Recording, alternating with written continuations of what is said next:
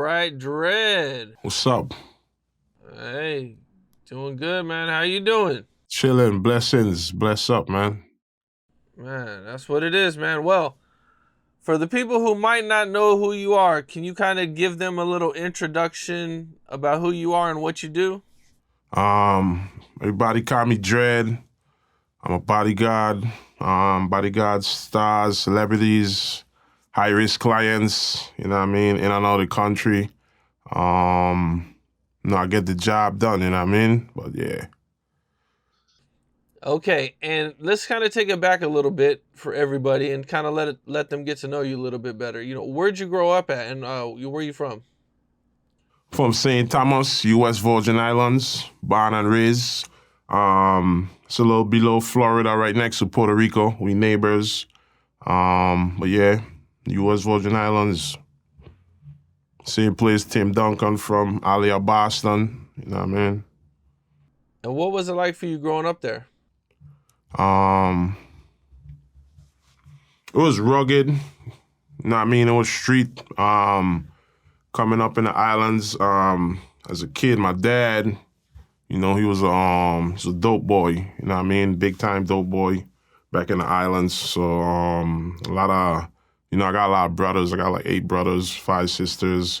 So we had a lot of respect from our dad. He ran the island. You know what I mean? And he died. He got killed. And after that, I turned to the streets. You know what I mean? I came up through the streets. What age did he get killed at? I was 8 years old when my dad died. 8 years old, man. And were you and your dad close? Not close, but I always cherish the moments when we came, anytime he came around, you know what I mean? He was a star, so, you know what I mean? It was golden, it was always golden, you know what I mean? It wasn't hard to tell who he was, and the lifestyle he was living, you know what I mean? How did your life change after he passed away? It went left, man. I turned into a whole different person. You know what I mean? I was a good kid in school. My neighbors, yo, you know what I mean? It was like in conspiracy with the situation with my dad when he died. So, my life changed that night because my mom came in the room crying and the neighbors were celebrating that shit, yo. And I seen it. I was a kid. I didn't fully understand, registered what was happening, but I remembered, you know what I mean? And from that day, I just, I was angry. And I just, you know what I mean? I started running in the streets, you know what I mean? Ran with a lot of soldiers and, adopted to the street culture, you know what I mean? Damn. Okay. And what was high school like for you? No high school. I made it junior high, and I was in the streets. Okay, so you're in junior high, and you decide to drop out, and I got in a you fight. Yeah, I got in a big fight. After my dad died, it wasn't the same. So, from 12 years old, I was going to the youth camp. I had a youth camp in St. Croix, U.S. Virgin Islands. That's next part of the Virgin Islands. So from 12 years old, I was acting up. I was what they call it in a system, a child in need of supervision. So they take you through the steps, through the system, the boys' home, the youth jail, a psych evaluation test, trying to see if you're crazy and stuff. But I was just straight up, angry at the fact of my dad. So, you know what I mean? I just lost regards to a lot of stuff, you know what I mean? Now, being in the streets and doing all this and getting in trouble, did you ever get arrested for anything?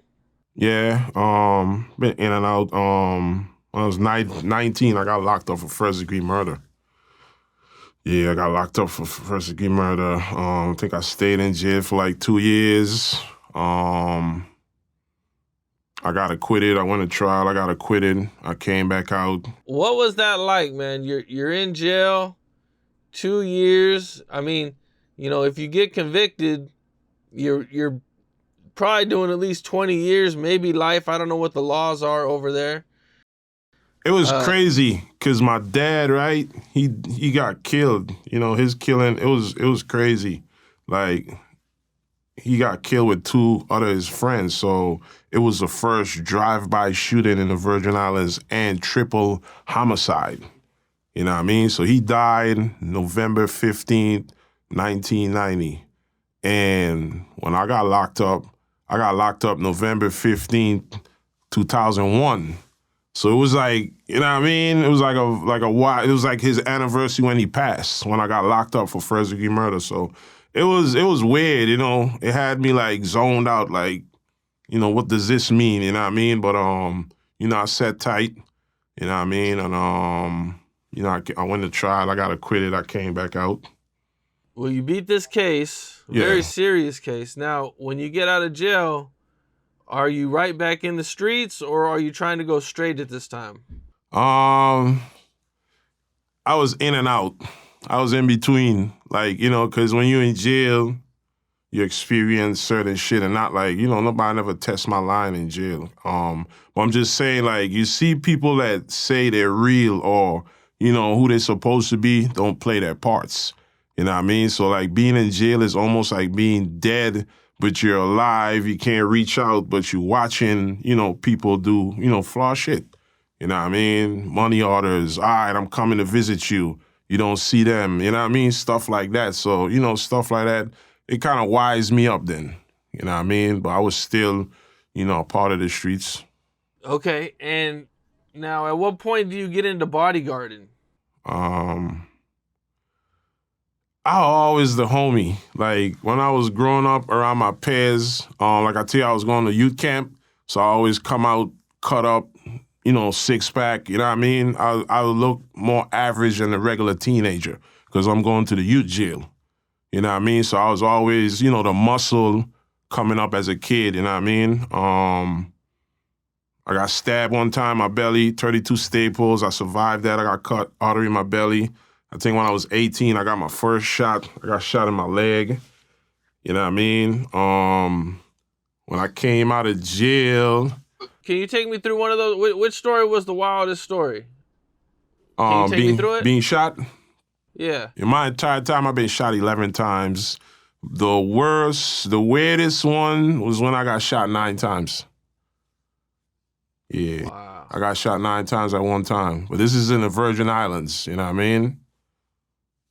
What kind of gun was it? Either a 9 or a 380, I think it was. Yeah, either or. Can you walk me through what happened?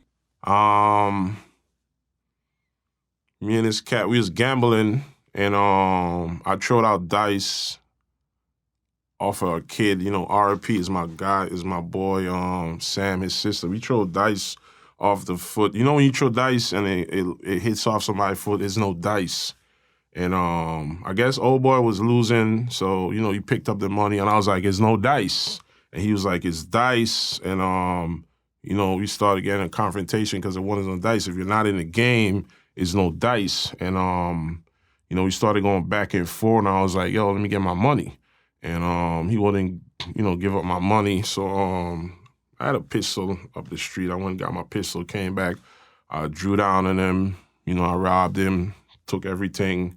But just being young and wild and ignorant, I wasn't from the neighborhood. So I was like stuck in the neighborhood, you know what I mean? And I couldn't get out. Back then, like, we had like phones, but not really. I wasn't into phones. Like, if I needed my niggas, I know how to find them. So I ain't even had no phone to call in for some help. So I was out there.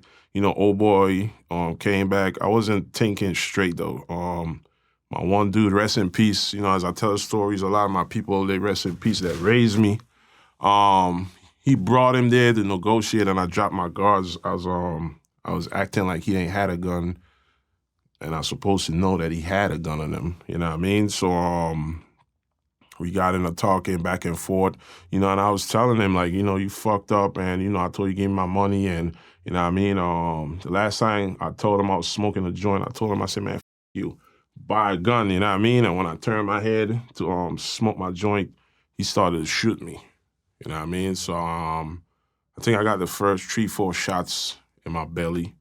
And I got up, I turned to the side, I took some more shots. I took like 3 shots to the hand, and I drew my pistol, and we got in a splash. But I'm right-handed, so my right hand was broken. It was one bone was broken, one bone was shattered.